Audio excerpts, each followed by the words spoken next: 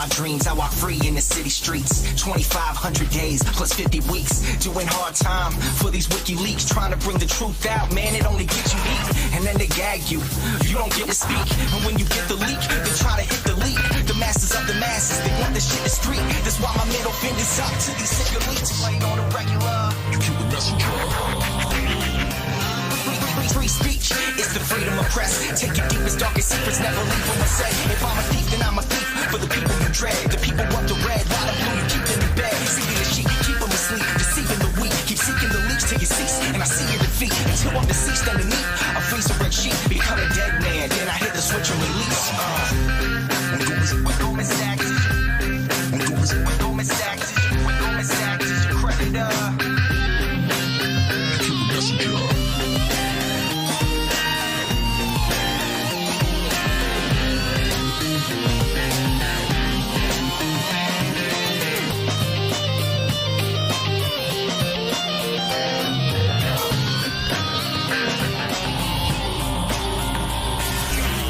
Outside my window, a figure quickly creeps. They dark as night like some motherfucking chimney sweeps. Whiskey what my Mickey keeps, dying in my kidneys weak. Silence of my risky tweets, what the grand jury seeks. I'm wanting peace, like 7 years in Tibet. Now rest in peace, like 7 years under threat. Cause I released 7 balls, they upset. They ended the rape sentence, but the US still insists to rest. I guess it's a sin to take the truth and disseminate. MLK to Gandhi, take him and eliminate. And I don't say I'm great, just wanna say what's fake. But if they kill me, 1 million others will take my place. The CIA's post like a knife the sharpest. All hypocrisy, lies, and heartless. They want to stop me, my life make my heart quit. Cause democracy dies in the darkness. Cause democracy dies in the darkness. You kill the messenger. You kill the messenger. Democracy dies in the darkness. Darkness.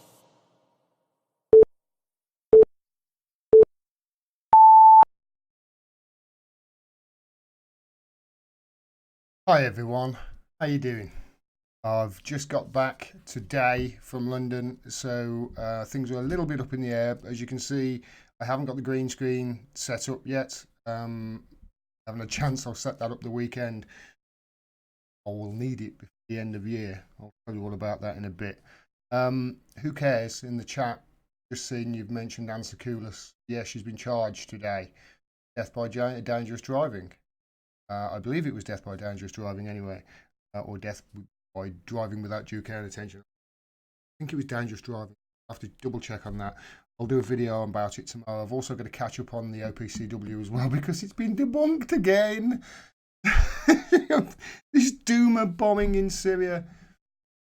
I don't think it can get more debunked than it already has. Now 20 people in the OPC said basically that final report is nothing like what the truth. University of Dice says, we all know Boris will wave a paper saying we've left and nothing will change. Yeah, you're on my wavelength. That's definitely what I think. And Jenny Ale says, hi, the video quality from your laptop camera is fine, you know. It wasn't. It was terrible. Look at the quality from this. You can see all my lines and wrinkles and everything. That camera over there, my spare camera, I have to take it between places because I need it for when I do Skype interviews, that sort of thing. I need 2 cameras to do that. So I have to take that camera everywhere, and I just forgot when I rushed down to London last. Yeah, I just forgot. Hi everyone. I need to update you on Julian Assange's situation there because his latest case management hearing was yesterday and today at Westminster Court. Now, I couldn't be there because I've been rushing between the two sites, I couldn't be there, unfortunately, today. But somebody I trust, that's Mohammed El-Mazi, you've friend of the show. This is his website. This is his own website, the Interregnum. And I just want to update you on some good news. We think. Switch over to this, take my image away. So read it with me. So judges' acceptance of complexity of Assange's case is an important win, says historian John Rees, the interregnum.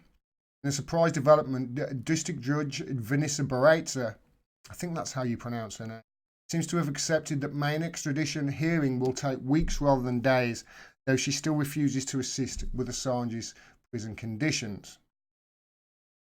John Rees of the Don't Extradite Assange campaign, and also of, I think, the Stop the War Coalition, prominent in, says he has seen a positive shift in the case of WikiLeaks founder Julian Assange.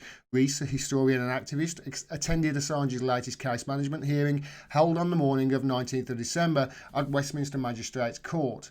He explained that District Judge Vanessa Barreza appears to have now accepted that the case is very complex and involves fundamental questions of law and justice. It says here that Barreza, the main hearing will now be held over 3 to 4 weeks. You may remember she only earmarked 1 week, this case, in February. That's all that was earmarked to begin with. They've argued this is the biggest, this is a big threat to the fundamentals of law and press freedom, and they've now extended it to 3 to 4 weeks. And it seems from the reports that the American authorities were very unhappy with that, because there was in the transcript, she literally had to say, well, it seems to me like you've got a schedule to keep. Words to that effect, you see what I mean? I've been saying that all along. I'll continue with this article from Mohammed El-Masri. He said at the case management hearing, Judge Barreza announced that the main extradition hearing will now be scheduled to be held over 3 to 4 weeks after initially scheduling it for around 5 days. Judge Barreza's decision followed the defence's submission of 40,000 pages worth of documents separated in 5 separate court bundles. Well done, Assange's lawyers. So these are the bundles that they're categorized on, the pages. There's the 1917 USA Espionage Act, under which Assange faces 175 years of prison. Of course, this is a secret court of which Assange can't even mount a defence. He can't even say, yes, I'm guilty and this is why I did it. The extenuating case. He can't even say that. He has no right to reply in it at all. This is a secret court, where the army, the forces say, this is the evidence, this is what we think he did, and all the jury is picked from that district in Virginia as well, so they're all connected to the military. You see my point. This is a kangaroo court he faces over there in Virginia. And then the next bundle of evidence that they've compiled is proceedings as they relate to ex-military whistleblower Chelsea Manning, who of course at the moment is in prison in the United States for not testifying against her publisher, WikiLeaks, and Julian Assange, and being fined $1,000 a day and having to sell her house, etc. It's cruel and unusual punishment they're punishing on her. She's already served. She's already been tortured for, I think, 6 years in prison before Barack Obama commuted her sentence. The next stack of bundles in the pages that they've put forward his lawyers is the medical evidence from 3 distinguished psychiatrists. Obviously, you recently heard about the 65 doctors who had signed a letter saying that he could die in prison imminently, get the right medical care. And then there's the Spanish judicial investigations as they relate to the bugging of Assange's conversations with his lawyers in the Ecuadorian embassy. That's key, that is, because obviously they spied on him, the CIA spied on him, they had access to that server in Spain, and, obviously meetings with his lawyers, confidential meetings, secret meetings, you see what I mean. This is a clear breach of human rights. Public statements by US officials denouncing Assange, of course, and trial issues and prison conditions. Judge Barreza also said that for reasons of open justice, she decided that Belmarsh Magistrates Court, which can seat more people, is the appropriate venue for the main part of the extradition hearing to be held next year, and she remains unwilling to intervene with Belmarsh Prison Authority or authorities, even though there is a precedent. There has been set where it was highlighted. I think it was only last week where somebody in Belmarsh, the judge actually intervened and got them better access to their case and lawyers. judge intervened. There is precedent there, but she still refuses to do it.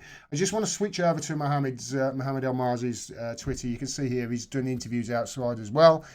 It's great. What would you expect from a reporter such as Mohammed? He says Judge Baratza has now understood Julian Assange's case is a complex trial involving absolutely fundamental questions of law and justice, and that's what John Rees said. And I'll play this for you now. I think the judge has shifted her position considerably.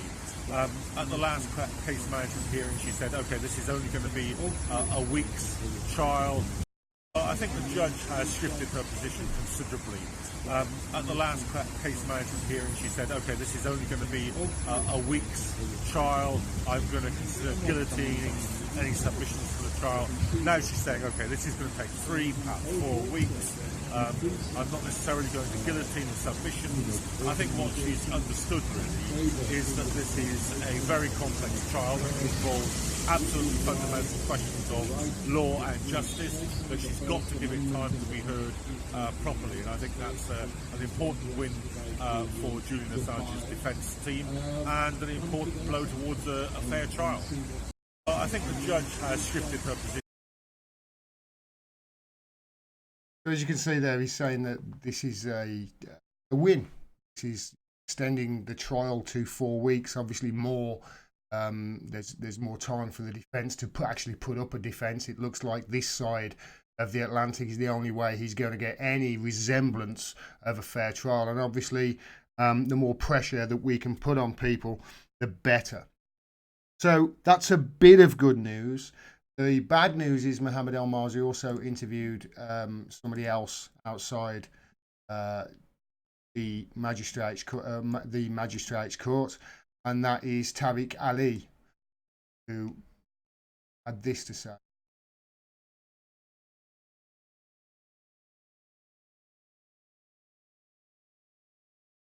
Julian, since he was taken into prison. I last saw him at the embassy. He's not looking well. He's looking listless, resigned, clearly wrecked by the conditions in which he's being kept in prison. He shouldn't be in. No two ways about it. He should be out.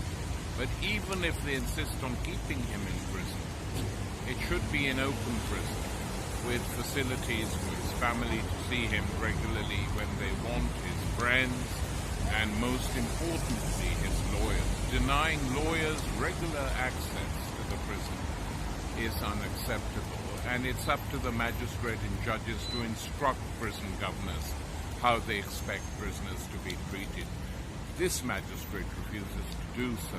Others have been less reluctant in other cases, as Gareth Pierce has pointed out, and have rung the governor and instructed him to allow certain things to be done.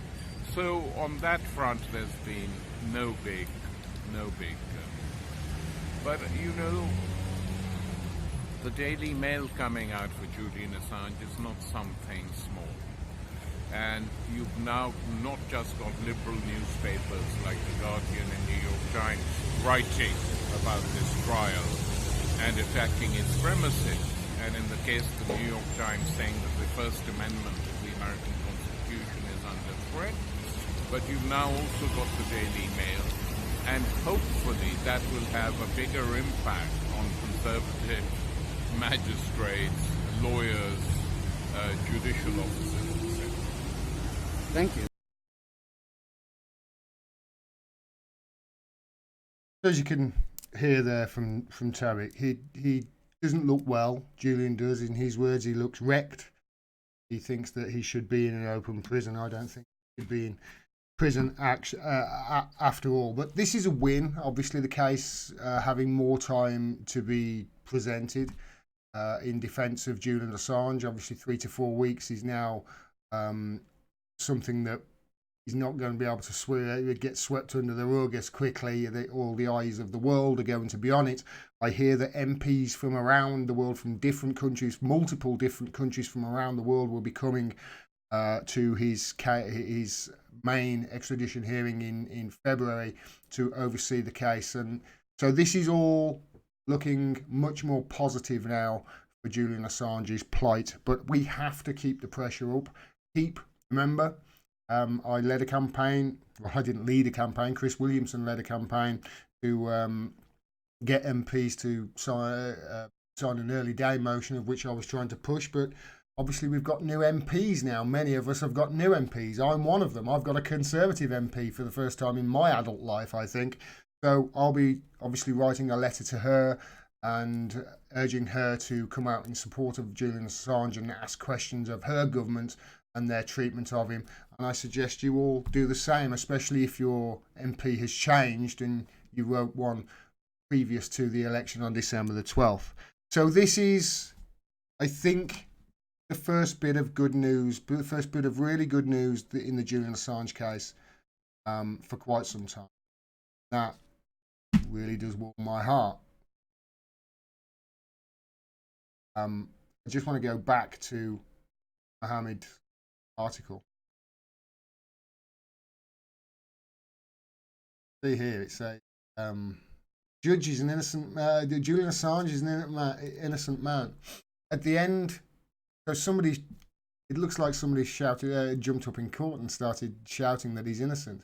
At the end of the hearing, before the judge exited the courtroom, artist and activist John F. McGee stood up and shouted, "I am not a fan of pantomimes. This pantomime is a disgrace.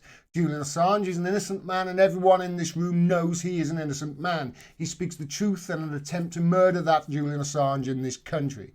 Judge Baratza told McGee he couldn't shout in court and called for security. When a member of the security also told him you can't shout in court, he responded, "Of course I can. I've got nothing but contempt for these proceedings, so take me away. This course is a farce.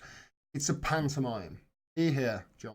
Outside the court, McGee explained the actions inside. "It was an unbearable farce, that whole procedure. I could not sit and let it pass without comment, so I've sacrificed my ability to attend any future hearings for that moment of release. The judge's overall hostility was shocking to behold."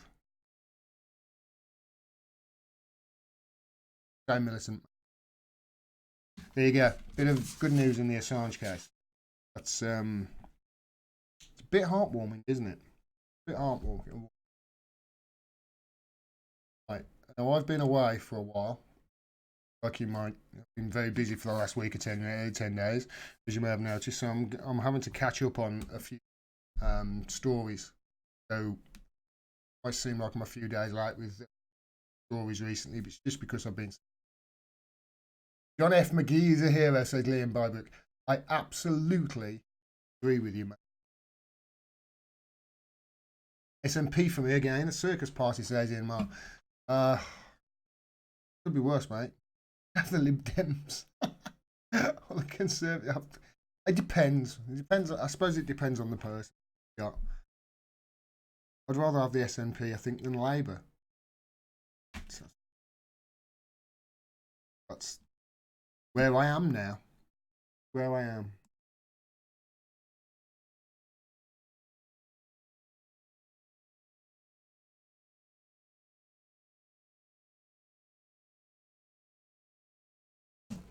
Hi everyone. I want to talk to you about Nicky Morgan, Conservative MP for Loughborough. I think it is Nicky Morgan. She's had a bit of a wild ride in the last few months. It really has been a torrid time for her. She's been dragged from pillar to post. Her life has been turned upside down, I think. So this was her on the 10th of September from Politics Home. Top Tory Nicky Morgan says she would refuse to serve under Boris Johnson. So this is the 10th of September. Now, I wouldn't serve under Boris Johnson if he became leader, because obviously he isn't leader by then. So she says she wouldn't serve under Boris Johnson. As you can see here, as you can see clearly, Nicky Morgan is a woman of principle. So this is from the 31st of October, when we were supposed to leave Brexit. Is the second or third time we should have left it on that date? This is from BBC. Nicky Morgan, the Culture Secretary, steps down as MP after clear impact on family. just read you a little bit of this because it's heartbreaking. It is, you know. Obviously, she said she won't work in Boris Johnson's government. She said that, you know, she obviously trained herself as a woman of principle here, and she's got to go after the clear impact on our family. The culture secretary, she's in the cabinet, you know, culture secretary, Nicky Morgan, has announced she will not stand in December's general election.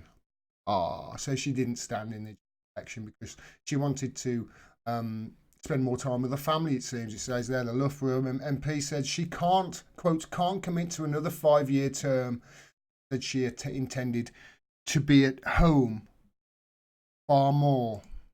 As you can see, Nicky Morgan is a real woman of principle. Well, she portrayed herself as one, because after Boris won his, you know, his little vote with the Tories and became Tory leader, and then he won the election, you know, obviously he's got a cabinet that he's got to reshuffle.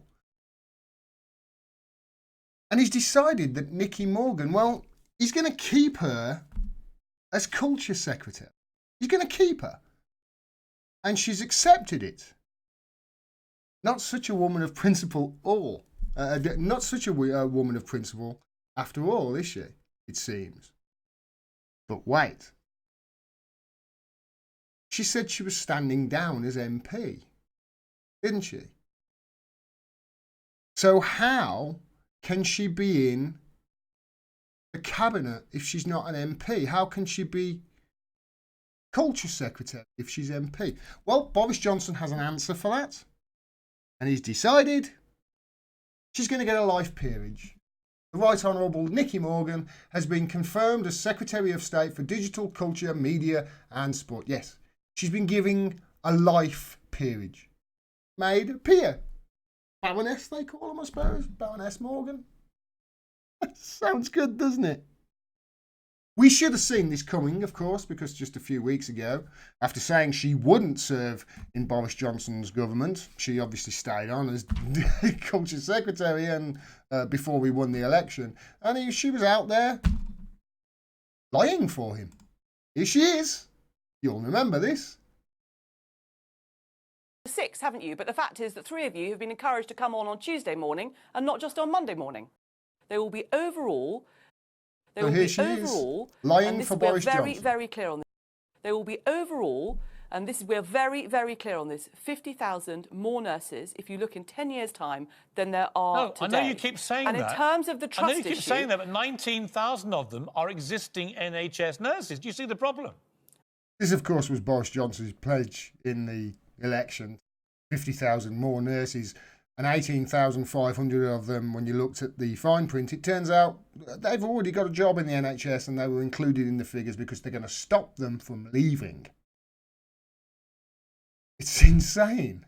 Well, but I think it's realistic to say we've got highly skilled staff who we do not want to leave. And that is, if we are able to persuade them and to encourage them to stay, that is good news for nursing care in this country. Yes, but it's not more nurses. Nicky Morgan, isn't it a bit like saying, on Good Morning Britain tomorrow morning, there will be 3 more presenters. And then tomorrow you just have exactly the same number of presenters because you managed to persuade me, Piers and Charlotte to carry on doing the job tomorrow. Yeah, that's exactly what it is. That's exactly what it is. Why that stopped, actually.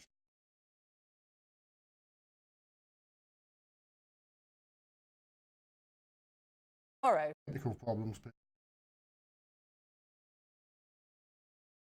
There will be overall, and we're very, very clear on this, Number of presenters because you managed to persuade me, Piers and Charlotte to carry on doing the job tomorrow. Well, not if there's an additional 3. Not if there's an additional 3, and then you've got your 6, haven't you? But the fact is that 3 of you have been encouraged to come on Tuesday morning and not just on Monday morning. There will be overall... She said that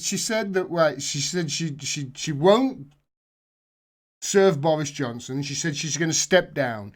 So now she's serving Boris Johnson and she's been given a life peer after lying for him on Good Morning Britain. Here's my cup of coffee, or should I say my 1 extra cup of coffee. If I have one tomorrow, then I've got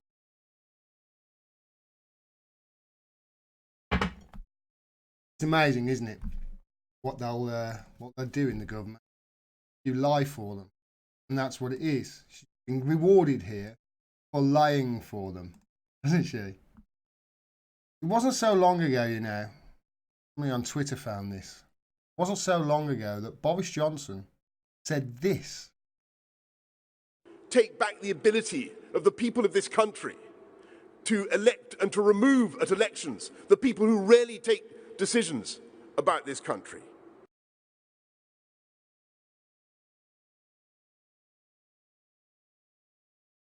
To elect people, get rid of people, you know, to give the power back to the people. That's what he's arguing for there. And Nicky Morgan, who stepped down as an MP, decided to keep her on because, you know, she obviously did a good job getting on Good Morning Britain and lying for him and taking all the slings and arrows and all the ridicule for him. But he's given her a life peerage. They don't get paid, they get expenses. It does get worse, though, because it's actually worse than that. They are trolling. The Tory government are trolling you. They've now got power. They've now got their majority. They're giving Nicky Morgan a life peerage to stop on as culture secretary after lying on Boris Johnson's behalf. And so this woman who hasn't been elected by the people, she hasn't been elected, she didn't even stand, has now got a job in his cabinet. And this is what Sajid Javid said his government was on his first day in the job after they won the election. It's Orwellian and it's a night. Good morning. Good morning. Welcome to the People's Government. Welcome to the People's Government. Welcome to the People's Government.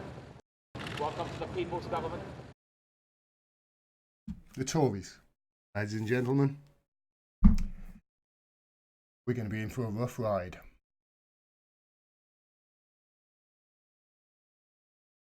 All right, everybody. I think that.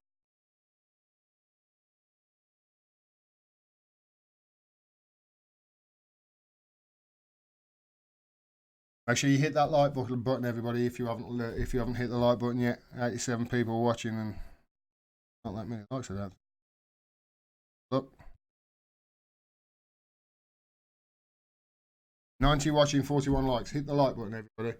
Right, I think I think that's it for me tonight. I'm going to obviously be back tomorrow. I think with I've got to talk about the OPCW and the answer coolest. Right. And I'll be see you over the weekend. Thanks very much for your support, everybody. Please support independent media. We can't do it without your help. I've got a feeling in the next 12 months you're going to need us. They're tightening the screw for a reason.